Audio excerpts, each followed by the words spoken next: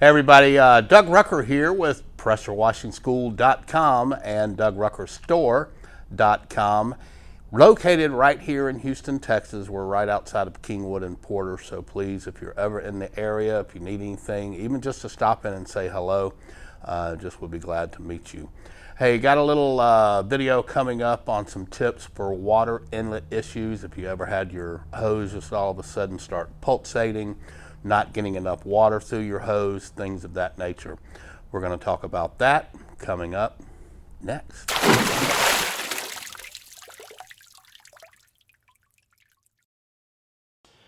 Okay, guys, so one of the possible, there's several issues that could happen when you've got water pressure issues coming out of your gun or your wand or nozzle or whatever.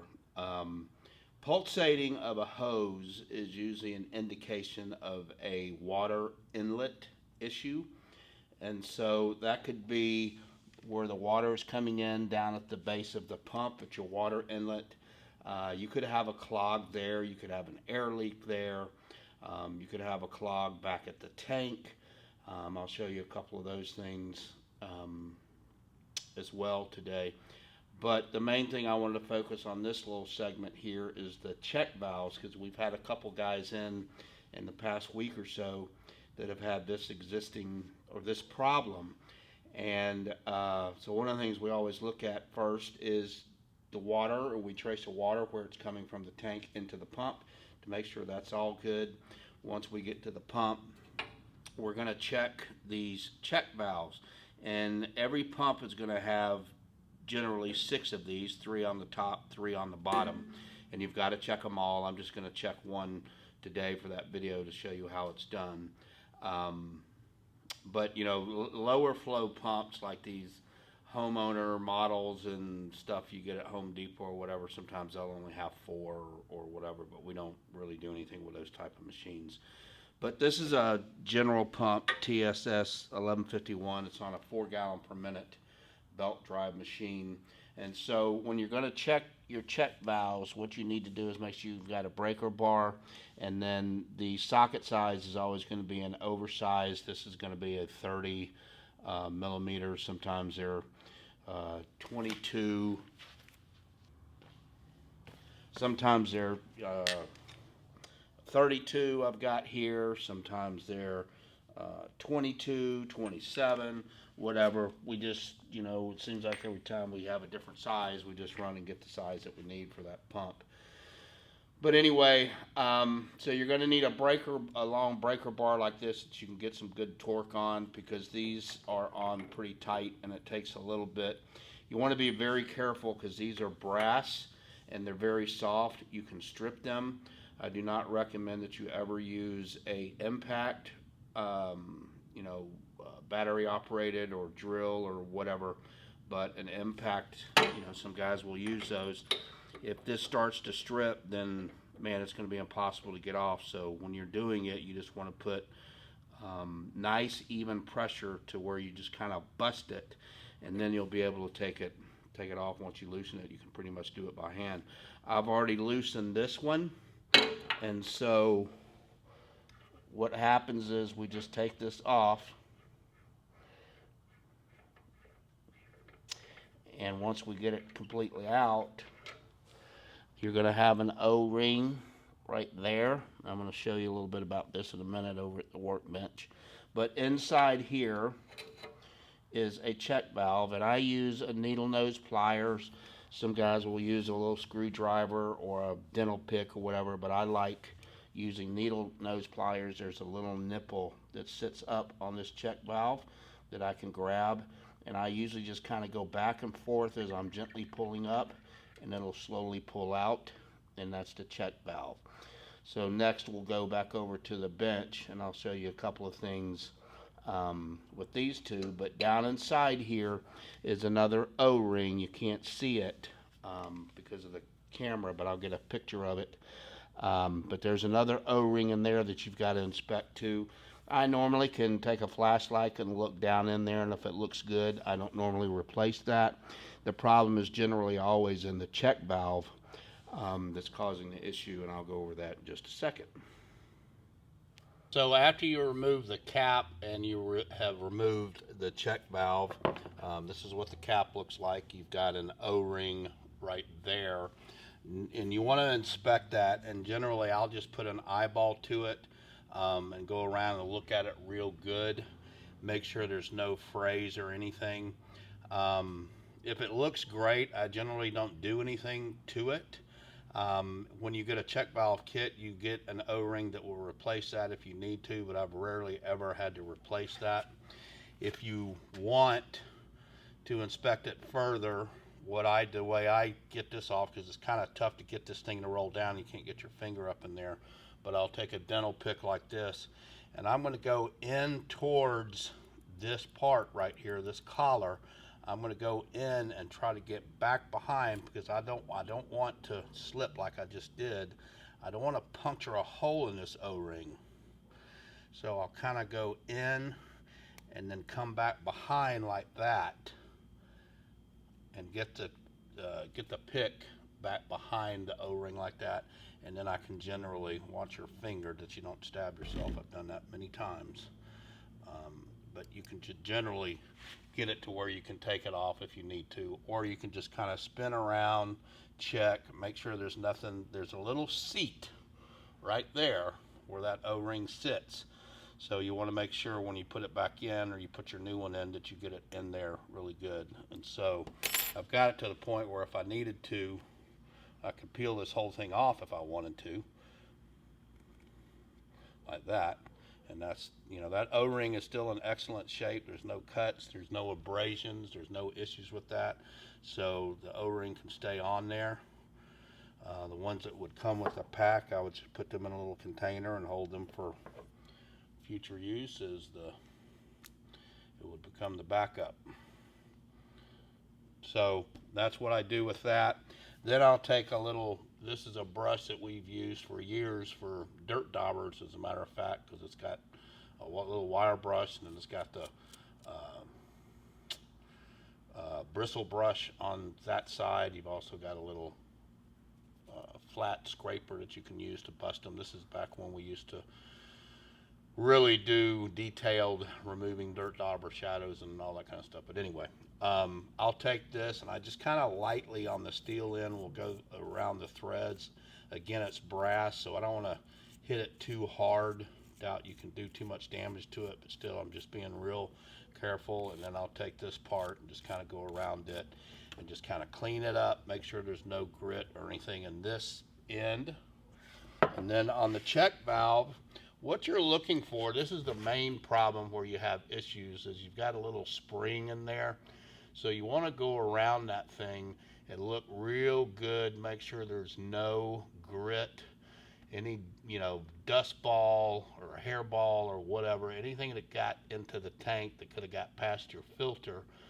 Hopefully you have a filter. But that's what you're looking for. Sometimes the spring can be broke. Sometimes this comes apart. So anytime you see something like that, if this is in really good shape, it doesn't need anything, I'll even take and blow on it. And you hear that little click. So what you're making sure of is that it's pushing up and coming right back down. And just make sure that spring is in good shape and there's no grit. Even a tiny piece of sand, sometimes I'll take an air compressor and just kind of stay back off of it and blow a little air around it. Don't want to force too much on it because you could damage it. But that is generally the biggest cause, is you've got one of these check valves, and again, there's 6 of them, so you need to do this for all 6 of the check valves. Just go through them, pull them out, check them, make sure that they're clean and there's no grit or any type of debris up in that spring, that the spring isn't broken. Do the blow test to make sure it's going to push up and release back down. Okay guys, that's the inside of the check, where the check valve goes. And so you can see there's a little O-ring that goes around it. I can look at it and tell it's in pretty good shape. Again, you can use a pick. If you wanted to get that out, it comes out very easily. Trying to get the light to where, there we go. You can see it, but there's the O-ring right down there. And so you could pull that out very easily. Again, the kit comes with an O-ring for that. If you need to replace it, you can replace that O-ring as well. Okay guys, so when it comes time to put your check valve back in, you're just simply going to drop it in. I just kind of use my finger to kind of get it straight to where that little nipple at the top is pointing straight up, and I might give it a little shove down to make sure it gets seated good. But when you put this back in, and as you twist it down, screw it down, that's going to help get it back into its place. And so we're simply just going to take that, and I'm going to get it going all the way down, finger tight. And then I'll take my socket with my breaker bar. I'm going to just tighten it up to where it gets nice and snug. I don't want to get it real over tight because, again, that's brass. And on the threads on this, I don't use any type of pipe dope. It's got the O-ring, which is there to prevent any type of leaks. So I just don't want that pipe dope as it breaks down, True Blue or Lock Seal or whatever, as it breaks down, I don't want that stuff getting into the check valves.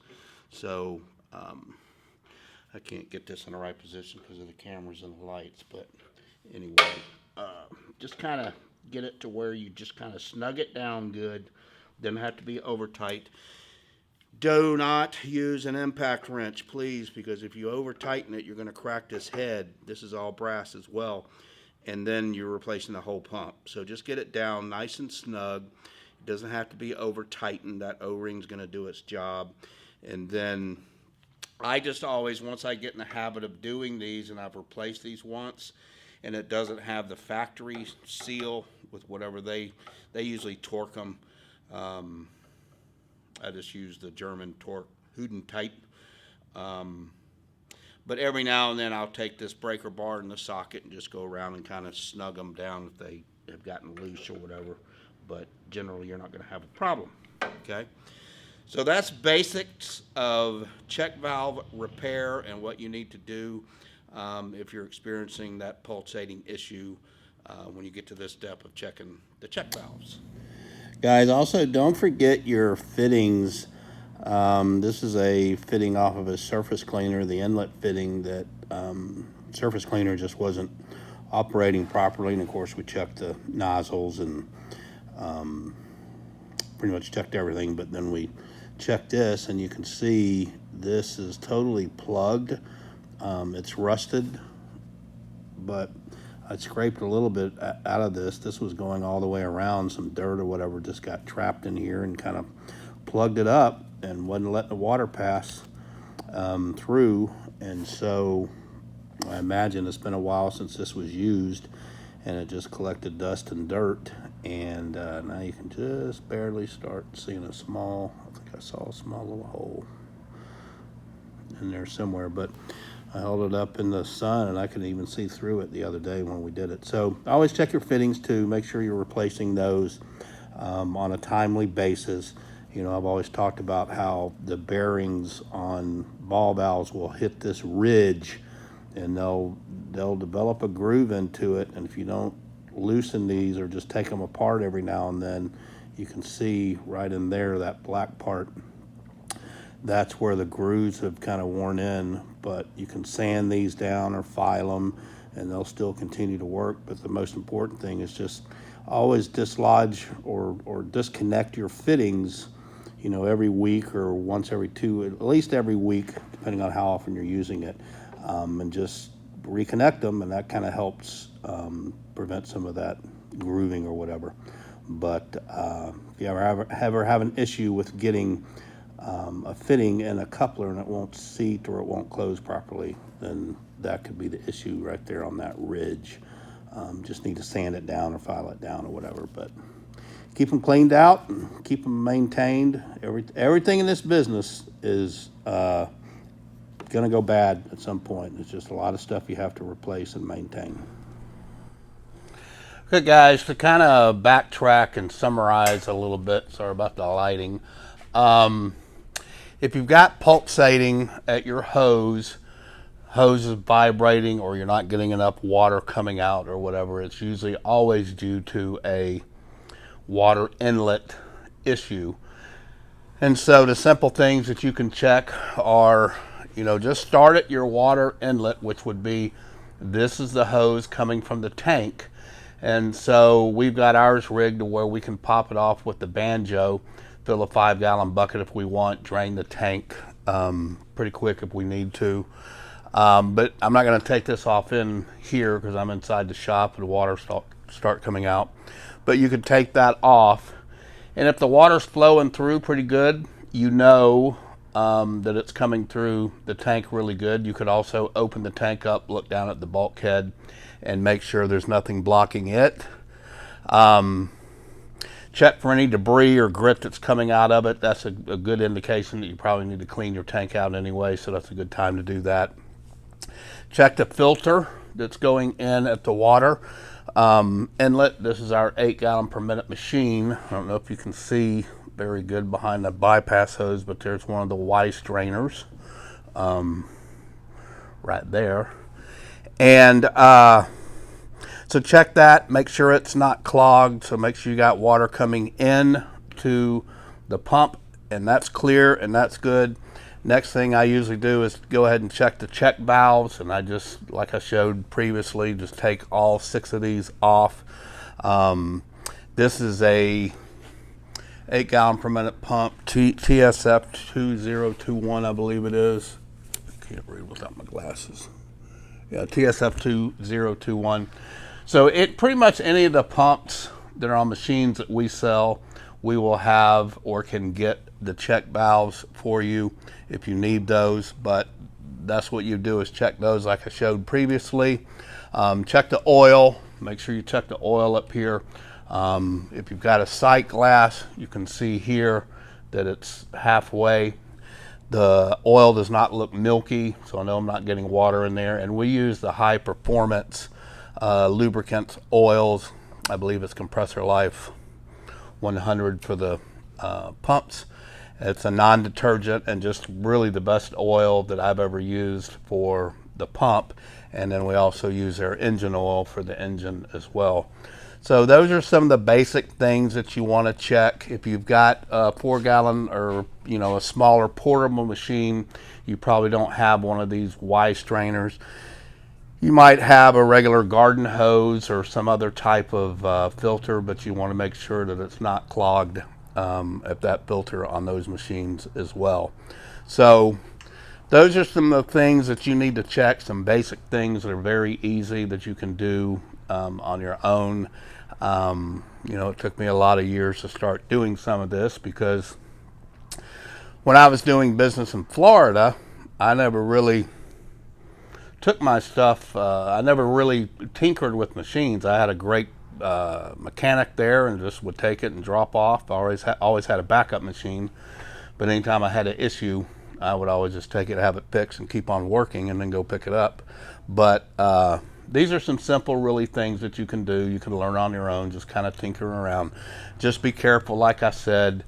Don't use an impact wrench on these. These are very soft. Be careful taking them off. You don't want to strip them. And just, light leverage and be firm. Don't try to force it or whatever. They'll come loose.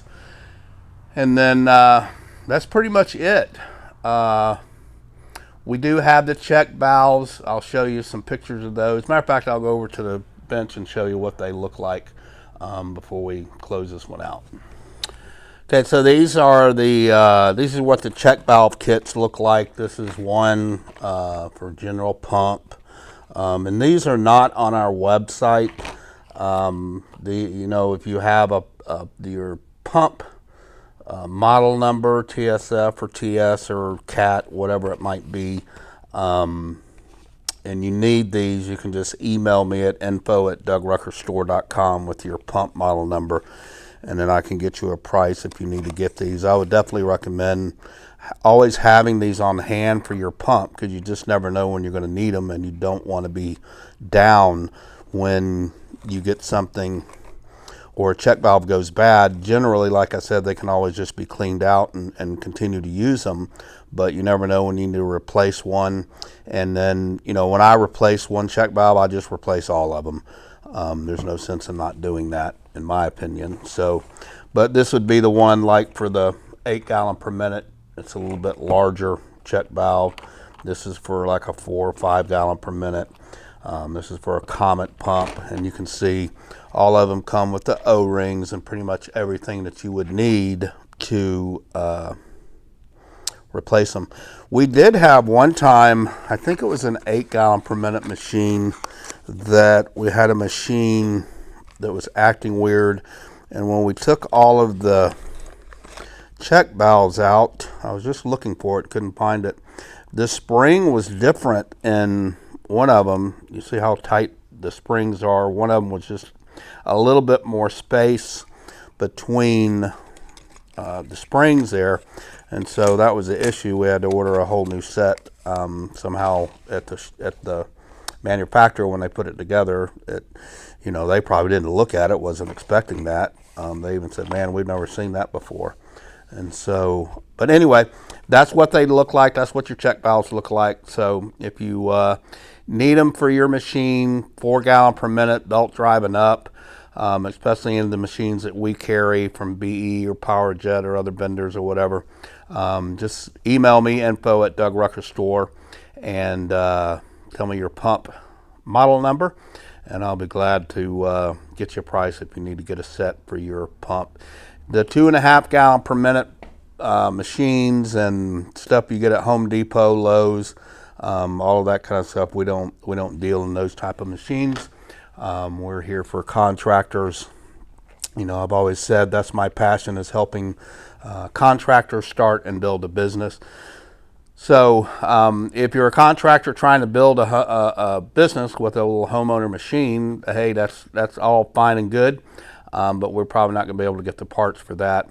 If you're a homeowner and you've got a machine, you've got this issue, then I just suggest you contact whoever you got it from, because we just don't really have the time to deal or to service homeowners. There's a lot of other companies out there that do, but my passion is helping guys that are in this industry and trying to build and grow a business to support their families. So that's who I try to dedicate my time to. So hope this has been helpful for you guys. If you have any questions or comments, please feel free to leave those down below. Hit that subscribe button and then hit the bell so you get notifications when I come out with any type of videos that could be useful for you. And don't forget our online video school at pressurecleaningschool.com. If you're starting a business, that will definitely help you cut your learning curve. There's over 250 videos on there that I've built up over the last 10 years. And then we also have our online, or not our online, but our hands-on training. So our next one will be in November. I think November 7th and 8th or something like that, but the date's on the website. So come on out to Houston and we'll take you out and show you how to clean a roof, how to clean a house, how to clean a driveway, how to protect the property, how to bid jobs, chemical ratios, all of that kind of stuff. Be glad to see y'all out here in Houston. November, December is the last ones for this year. We'll be closing out. I think it's our 11th or 12th year. I can't remember. Longest running school there is. So every month for the last 11 or 12 years I've been doing it. So hope to see you guys again. Feel free to leave me a question or comment if I can be of any help.